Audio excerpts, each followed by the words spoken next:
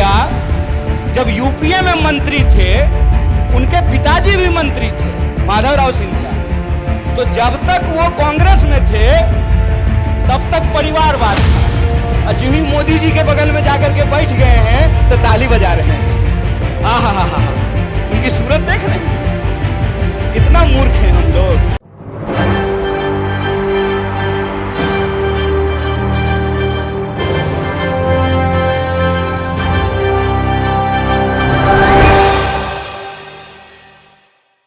नमस्कार, मैं नाज़मीन खान और आप देख रहे हैं SPN 9 न्यूज़। मध्य प्रदेश में विधानसभा से पहले यहाँ पर विधानसभा चुनाव होने से पहले यहाँ पर केंद्रीय मंत्री ज्योतिरादित्य सिंधिया की मुश्किलें लगातार बढ़ती हुई नजर आ रही हैं, क्योंकि भारतीय जनता पार्टी में से जो विधायक कांग्रेस में शामिल हो रहे हैं वो सिंधिया समर्थक हैं और वो यहाँ पर भारतीय जनता पार्टी पर और यहाँ पर ज्योतिरादित्य सिंधिया पर कई गंभीर आरोप लगाते हुए भी नजर आते हैं। वही ज्योतिरादित्य सिंधिया जो ये कहते हैं कि कांग्रेस में यहाँ पर उनका अपमान किया गया, उन्हें कभी भी पूछा नहीं गया, ना ही उन्हें कोई बड़ी जिम्मेदारी सौंपी गई।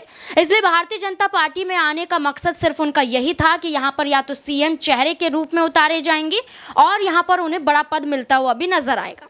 लेकिन ऐसे में देखने को मिल रहा है कि ज्योतिरादित्य सिंधिया का जो कद था और जो यहाँ पर ताकत थी विधायकों की, वो यहाँ पर कम होती हुई नजर आ रही है। और इसी बात को कहते हुए यहाँ पर कन्हैया कुमार जो कांग्रेस के नेता हैं, वो भी सिंधिया पर पलटवार करते हुए नजर आते हैं। परिवारवाद का जिक्र करते हुए सिंधिया पर हमलावर कन्हैया कुमार दिखाई देते हैं। क्या कुछ कह रहे हैं, देखिए जरा। हमको यह बात समझनी पड़ेगी कि रानी के पेट से राजा नहीं पैदा होता है। यह है नागरिकता, यह है जमहूरियत, यह है लोकतंत्र कि रानी के पेट से राजा नहीं पैदा होगा।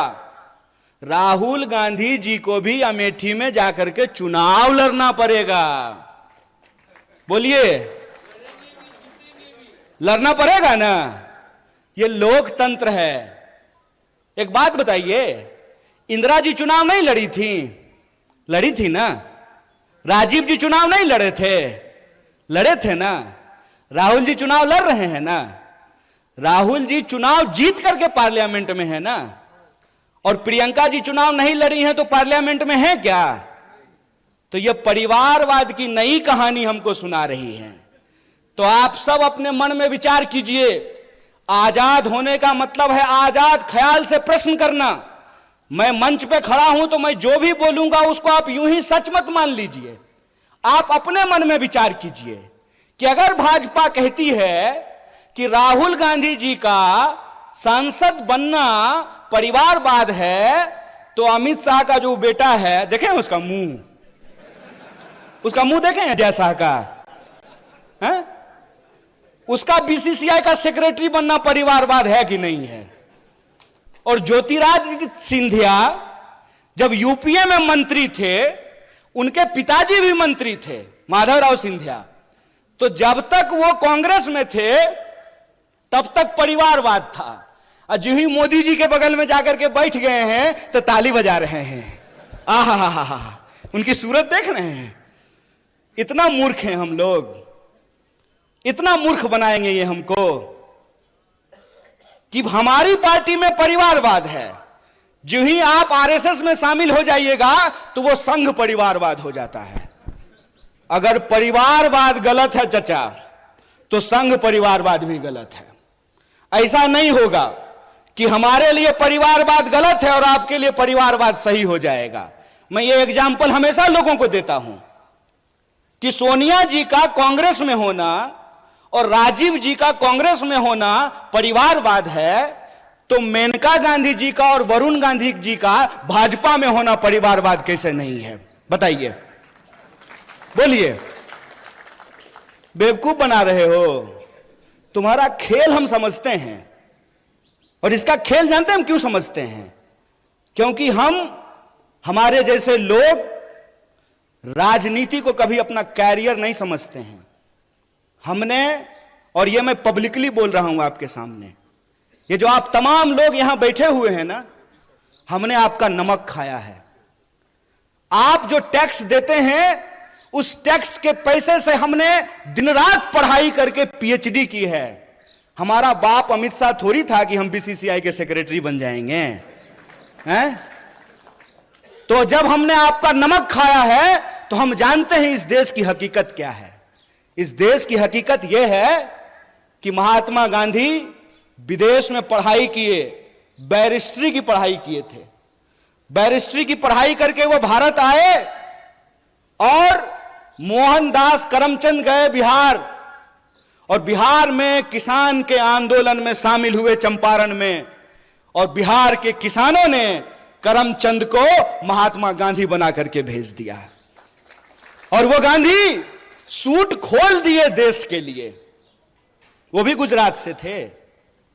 एक गुजरात के गांधी सूट खोल दिए देश के लिए, एक गुजरात के मोदी 10 लाख का सूट पहन लिए दोस्त के लिए। यही हकीकत है ना। और कहते हैं कि एक गरीब प्रधानमंत्री बन गया है तो आपको अच्छा नहीं लग रहा है। नहीं नहीं, बहुत अच्छा लग रहा है। बस हम ये चाहते हैं कि जैसे आप गरीब हैं ना, वैसा ही गरीब इस देश का हर कोई बन जाए। हर कोई वैसा ही गरीब बन जाए कि चढ़ने के लिए उसके पास 8,500 करोड़ का हवाई जहाज हो, 15 करोड़ का कार हो, 10 लाख का सूट हो, 5 लाख का चश्मा हो, 2.5 लाख का कलम हो। हम चाहते हैं कि ऐसी गरीबी पूरे देश को मिल जाए। चोरी, इसको चोरी कहते हैं, इसको बेईमानी भी कहते हैं, इसको कहते हैं आंख में झूठ झोंकना। और ये हमारे आंख में झूठ झोंक रहे हैं। हमको यह बात समझनी पड़ेगी कि आज हमारे मुल्क में हमारी सबसे बड़ी समस्या क्या है, हम किन समस्याओं से जूझ रहे हैं और किस तरीके से हमारा ध्यान भटकाया जाता है। आजकल तो तांगा नहीं चलता है। जैसे कि कन्हैया कुमार को आपने सुना, यहाँ पर अमित शाह पर निशाना साधते हैं, लेकिन साथ ही साथ ज्योतिरादित्य सिंधिया पर भी निशाना साधते हैं कि जो अपनों का ना हो सका वो दूसरों का कैसे हो सकता है। अब यहाँ पर ज्योतिरादित्य सिंधिया की बात कही जाए तो अब क्या चुनावी मैदान में अगर उतरेंगे तो क्या उन्हें हार का सामना करना पड़ सकता है।